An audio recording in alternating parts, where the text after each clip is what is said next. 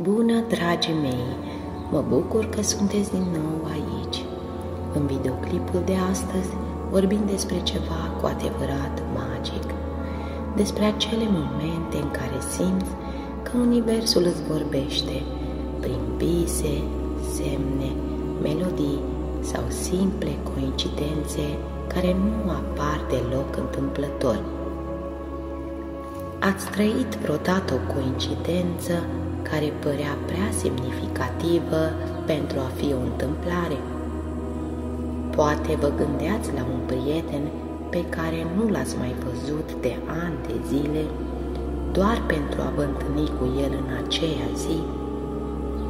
Sau poate că un cântec cu o semnificație specială pentru tine a început exact în momentul în care ai intrat în cameră.